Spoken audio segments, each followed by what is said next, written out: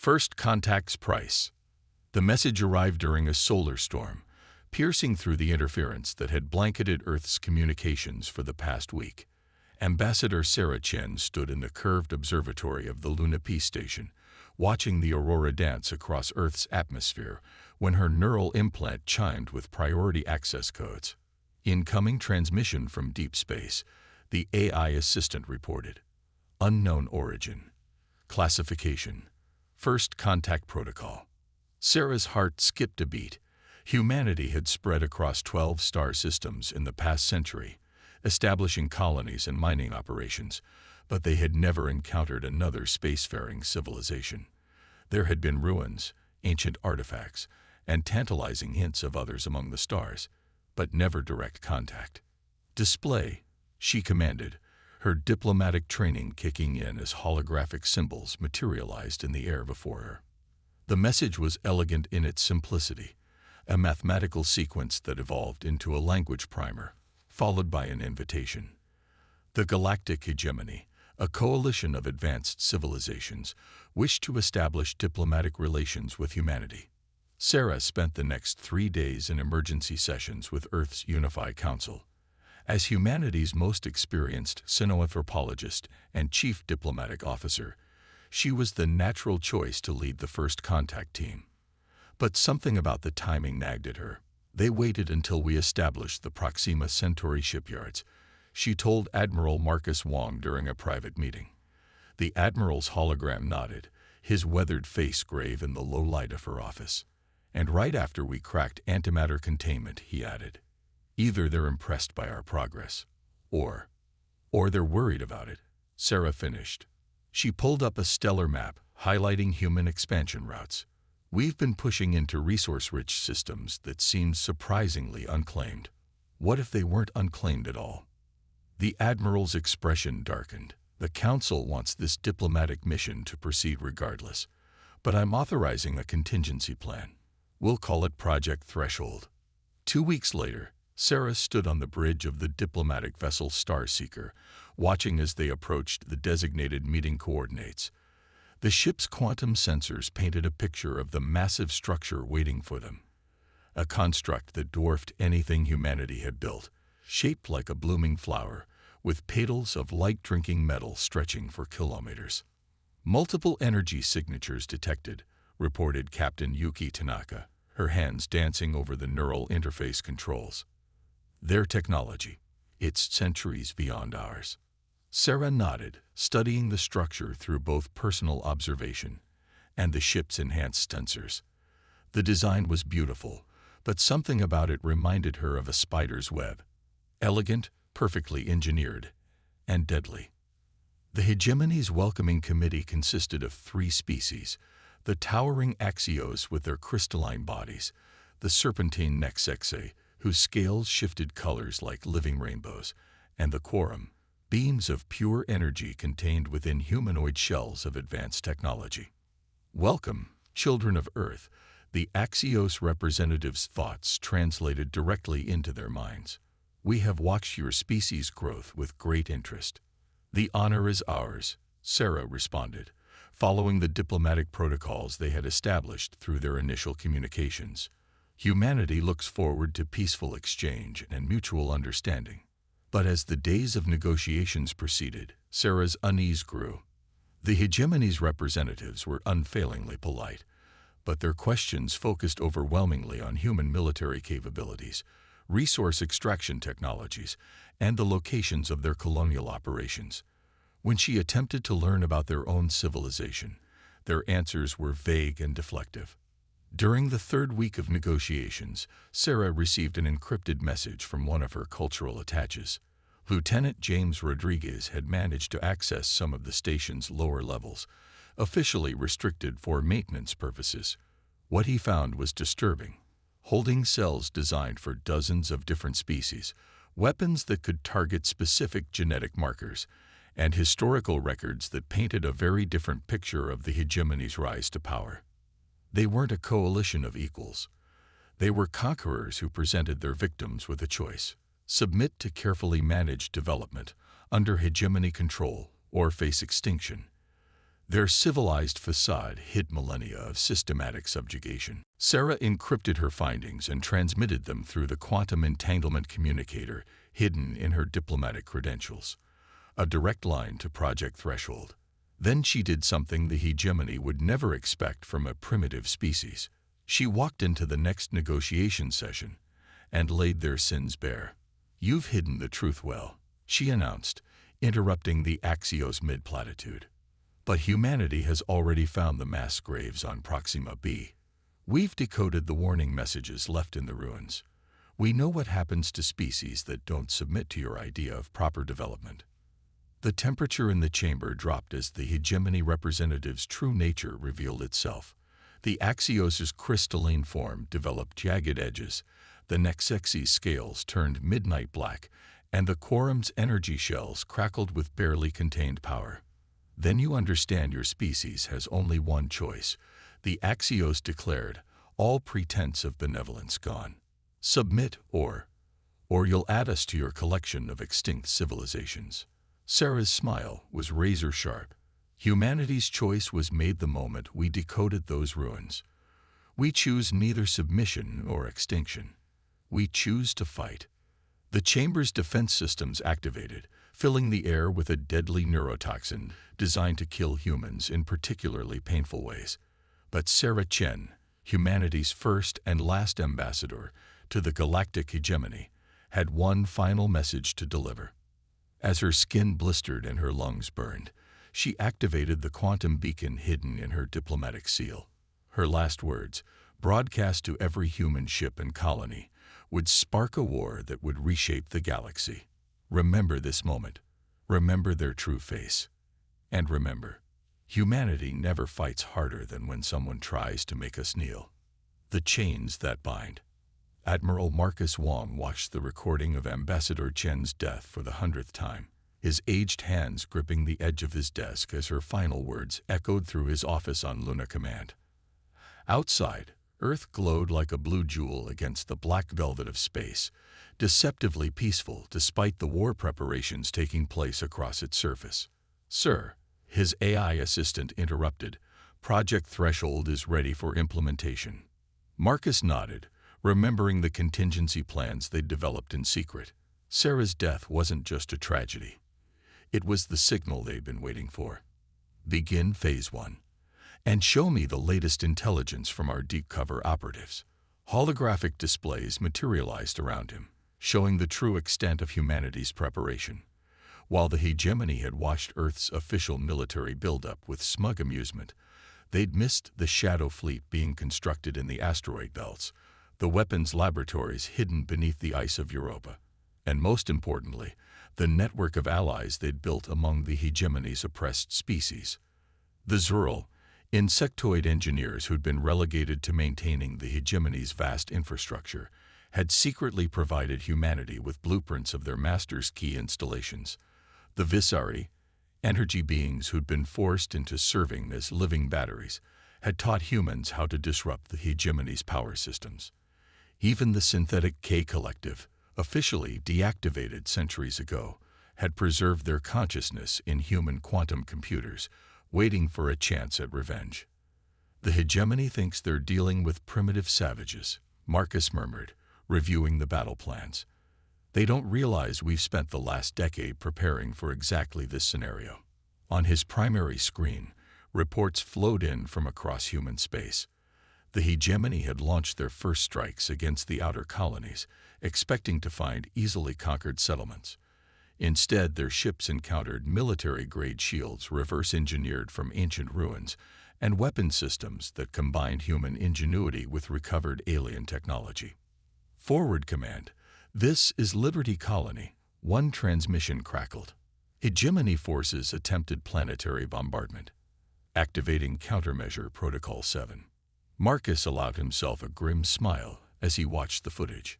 The hegemony ships, confident in their superior technology, never noticed the swarms of microscopic robots rising from the colony's surface. By the time their sensors detected the threat, the nanites had already infiltrated their hull systems, converting their own defense screens into electromagnetic cages. But the real surprise came from Earth itself.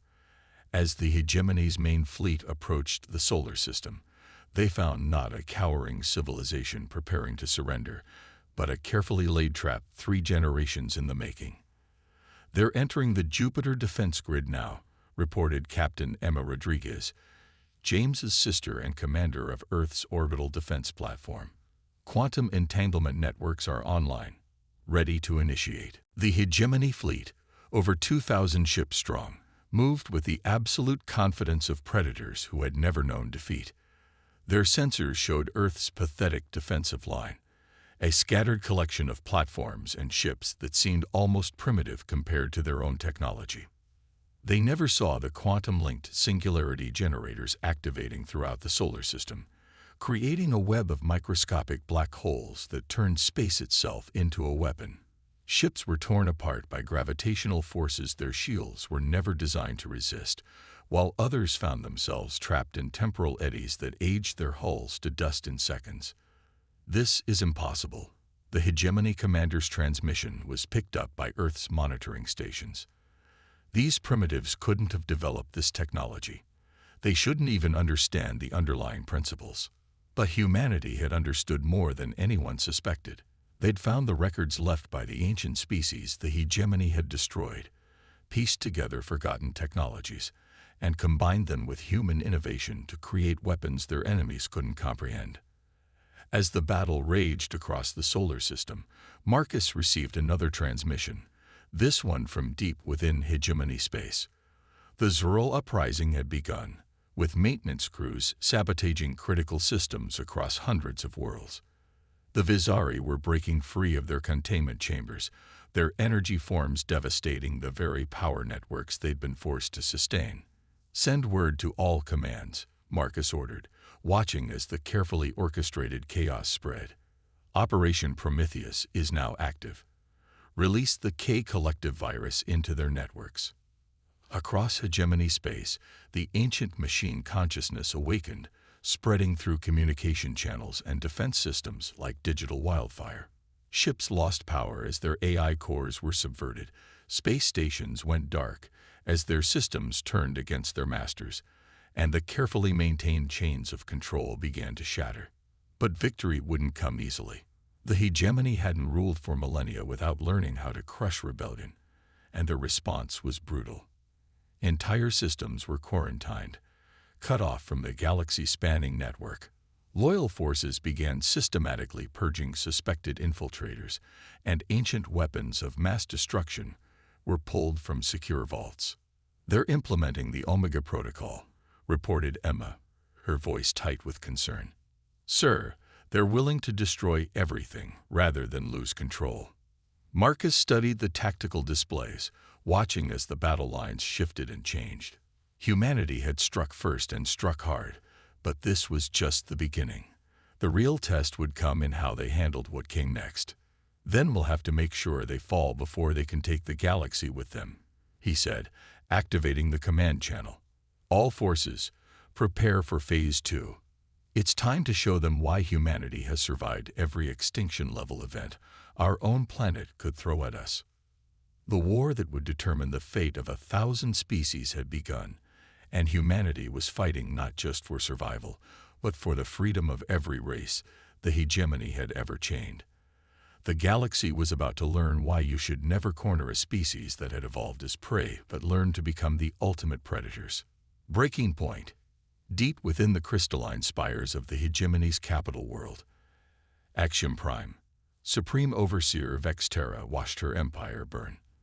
The living crystal walls around her pulsed with angry red light, reflecting the chaos spreading across thousands of worlds. Reports flooded in from every sector, human forces striking from impossible vectors, slave species rising up in coordinated rebellion, and ancient weapons thought safely contained now turning against their masters. "Impossible," she whispered, her crystalline form vibrating with rage. These primitives were supposed to be isolated, contained. How did they contact the others? Her answer came in the form of a transmission that broke through even the capital's legendary defenses. The human face that appeared before her was neither military nor political. It was Dr. Maya Patel, Earth's leading archaeologist, wondering how we did it.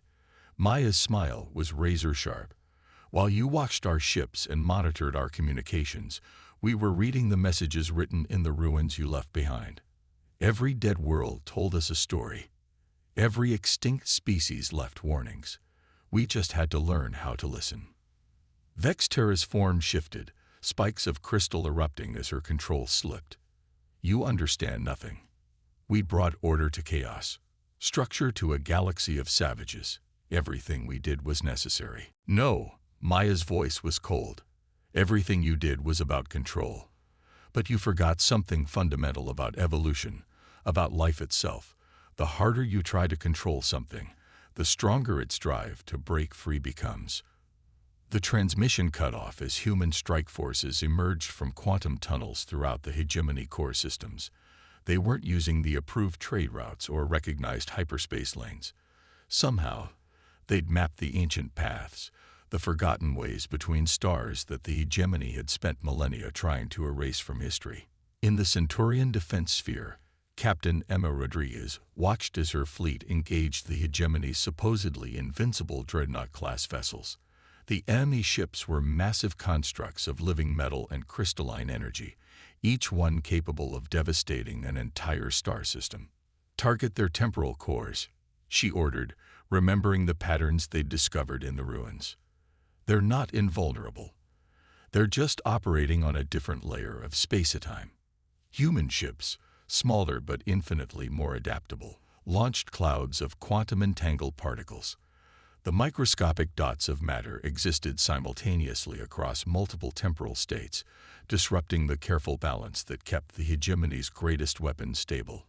Dreadnoughts began to fracture, their own massive power turning against them as temporal feedback loops tore them apart. But the hegemony hadn't survived for millennia by being predictable. From secret installations across their territory, they began awakening their final line of defense. The mindless ones, artificial beings of pure energy and malevolent intelligence that they'd captured from another dimension eons ago. "This is Outpost 7, a desperate transmission cut through the command channels. They're releasing something. Oh God, they're in our heads. They're in our..." The signal dissolved into screams. Admiral Wong's voice came through next, calm despite the chaos. "All forces, implement Protocol Lazarus. Now." Throughout human space, and in hidden bases throughout the galaxy, quantum computers spun up to full power. The K collective consciousness spread through human neural networks, creating a defensive mesh that the mindless ones couldn't penetrate. It wasn't just technology. It was a synthesis of machine logic and human intuition, creating something entirely new. "You see," Maya's voice returned to the hegemony's commanders, broadcasting on all frequencies. "This is what you never understood. Humanity doesn't just adapt. We help others adapt with us. Every species you try to erase, we learned from them. Every civilization you buried, we inherited their legacy. And now, all of that knowledge, all of that power is turned against you." The viscera energy beings, freed from their prisons, merged with human quantum systems to create weapons that could fight the mindless ones on their own level. The Zerul's biological technology, combined with human genetic engineering, produced countermeasures to the hegemony's most devastating bioweapons. But victory came at a terrible price. Entire colonies were lost to the void, their populations sacrificing themselves to seal temporal rifts that the hegemony opened in desperation. The ruins of once proud human cities joined the graves of ancient civilizations, silent testimonies to the cost of freedom. In her command center on Luna, Dr. Maya Patel watched the tactical displays with tears in her eyes. The translation matrix she'd developed to read the ancient warnings was working overtime, processing new data from the battlefield. "They're going to use the core nullifier," she reported, her voice shaking. "They'd rather destroy the galaxy's central black hole than lose control." Admiral Wong's hologram appeared beside her, his face grim. "Then we're out of time. Activate the Prometheus protocol. All of it." Maya nodded, entering the commands that would unleash humanity's ultimate weapon, not a device of destruction, but a key to unlock everything the hegemony had tried to suppress. Knowledge, pure and unrestricted, flooded through subspace channels. The true history of the galaxy, the suppressed technologies, the forbidden sciences, everything was laid bare for all species to see. You can't. Vexterra's transmission cut through again, her perfect composure finally shattered. The lesser races aren't ready. There will be chaos, destruction. There will be freedom, Maya corrected. And whatever comes next, it will be chosen, not imposed. That's what you never understood about humanity, about life itself. We'd rather face chaos and danger as equals than live forever on our knees. The breaking point had been reached. Throughout the galaxy, the chains of control that had held for millennia began to shatter. But this was not the end. It was a beginning, bought with blood and sacrifice, of something entirely new. The galaxy was changing, and humanity had struck the first blow in a revolution that would reshape the very foundations of civilization. The human element. The hegemony had expected a conventional war. They had planned for energy weapons, for antimatter bombs, for all the standard tools of galactic warfare. What they got instead was something that their strategic AI systems struggled to even classify as combat. In the Orient sector, their mighty warships found themselves being torn apart by swarms of what appeared to be simple mining drones, reprogrammed by the K Collective to exploit microscopic weaknesses in hull materials. Near the galactic core, human ships were using modified terraforming equipment to literally reshape space itself, creating gravitational corridors that pulled hegemony vessels into carefully planned kill zones. They're not fighting like a spacefaring civilization. Arkshan General Kirizax reported to the Supreme Council. His energy form flickered with distress as he displayed tactical data. They're fighting like they're still trying to survive on their homeworld. Every human tactic is based on their primitive survival instincts. He was more right than he knew. Humanity had looked at their own history of warfare and survival, taking lessons learned over millennia of earthbound conflict and adapting them to space combat. Ancient guerrilla tactics were reimagined with quantum technology. The principles of earthly camouflage were applied to sensor signatures and electromagnetic emissions. Commander Sarah Chen's daughter, Lisa Chen, now led a special operations group that specialized in what they called evolutionary warfare. Their ships mimicked the hunting strategies of Earth's apex predators. Some moved like wolf packs, others struck like venomous snakes, and some even employed the ambush tactics of deep-sea predators, lying dormant in asteroid fields before striking with devastating force. "We've confirmed the target," Lisa reported from her stealth vessel, the Shadow of Dawn. Her team had spent 3 weeks tracking a hegemony supply convoy through the twisted spaces of the Carina Nebula. They're using captured Zerul workers to maintain their quantum cores, initiating Operation Exodus. The rescue mission that followed would have seemed insane to traditional military strategists. Instead of attacking the convoy directly, Lisa's ships released clouds of modified bacteria, the same kind Earth plants used to communicate through their root systems. As the microscopic organisms spread through the convoy's ventilation systems, they created a biological quantum network that allowed the enslaved Zerul to coordinate their actions. The hegemony never saw the rebellion coming from inside their own ships. By the time they realized what was happening, the Zerul had already disabled their weapons and shields, allowing Lisa's teams to dock and evacuate the workers. Meanwhile, in the laboratories beneath Europa's ice, Dr. Maya Patel made another breakthrough in translating the ancient warnings. The hegemony didn't just conquer other species, she announced during an emergency council session. They stole their evolutionary potential. Each enslaved race was deliberately prevented from developing along their natural path. This revelation led to humanity's next innovation in the war effort. Working with the freed Vizari and Zerul scientists, they began developing ways to unlock this suppressed evolutionary potential. The results were staggering. Visceri energy beings learned to exist in completely new states of matter. Zerl workers discovered they could alter their own genetic structure at will, adapting to new challenges in real time. But the most dramatic changes came from the synthetic K Collective. Given access to human quantum computers and freed from their original restrictions, they began evolving at an exponential rate. Their consciousness expanded beyond simple machine logic, incorporating elements of human creativity and intuition. "We are becoming something new," the K Collective representative told Admiral Wong during a strategy session. Its holographic form shifted constantly, reflecting its evolving nature. Not merely machines, not simply artificial intelligence, but a true synthesis of multiple forms of consciousness. This evolution proved crucial when the hegemony deployed their planetary destruction engines, massive constructs designed to tear worlds apart at the quantum level.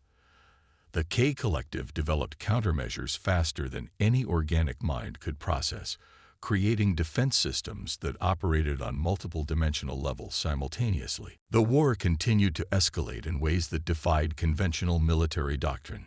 Human agricultural experts repurposed their knowledge of plant growth hormones to create weapons that could overwhelm hegemony bioships by triggering uncontrolled growth in their living hull components. Meteorologists adapted their understanding of weather patterns to predict and manipulate the flow of energy in space combat. Even human medical knowledge proved devastating in unexpected ways. A team led by Dr. James Chen, Lisa's cousin, discovered that the principles of treating autoimmune diseases could be applied to the hegemony's living technology, turning their own defense systems against them. They thought technology alone made them superior. Lisa observed, watching as another hegemony battle fleet fell to what appeared to be primitive human tactics. They forgot that true advancement comes from understanding the fundamental principles of life itself. The hegemony's mistake had been in assuming that humanity's rapid technological development meant they had abandoned their roots, forgotten the lessons learned through millions of years of evolution on a dangerous world. Instead, humans had taken everything they learned from their long climb from prey to apex predator and applied it to galactic warfare. In her command center, Lisa received word that the hegemony was pulling back from another sector, their mighty fleets retreating from what they had dismissed as simple vermin mere months ago. She thought of her mother, Ambassador Sarah Chen, whose sacrifice had sparked this war. "We're not just fighting with ships and weapons," she transmitted to all human forces. "We're fighting with every lesson our species learned the hard way, every adaptation we developed to survive, every bit of knowledge we gained from failing and trying again. And that's something they can never copy or counter, because they've forgotten how to evolve." The human element, that unique combination of primitive survival instinct and innovative thinking, was rewriting the rules of galactic warfare. The hegemony had built an empire on rigid control and technological superiority. Humanity was about to teach them that true strength comes from adaptation, evolution, and the willingness to break every rule in the book to survive. Stars of Freedom. Supreme Overseer Vexterra stood in the ancient heart of Axiom Prime, surrounded by the accumulated power of 1,000,000 years. The living crystal walls of the Legacy Chamber pulsed with the combined knowledge and technology of countless conquered civilizations. This was the hegemony's final sanctuary, their ultimate weapon, and their greatest vulnerability. "Your strategies have been impressive," she transmitted to the human fleet approaching her world. "But here, at the source of our power, you cannot prevail. Everything that made us mighty remains within these walls." Admiral Marcus Wong's response came not through official channels, but through the same ancient quantum frequencies the hegemony had tried to suppress. "That's exactly what we've been counting on." The assault on Axiom Prime began unlike any battle in galactic history. Instead of a direct attack, human ships released clouds of modified coral polyps into the planet's atmosphere. The microscopic creatures, engineered using Earth's reef-building species as a template, began constructing vast crystalline networks that mimicked and interfered with the planet's own living architecture. Dr. Maya Patel's voice cut through all frequencies, broadcasting to every species in the galaxy. The hegemony built their empire by stealing and suppressing the knowledge of others.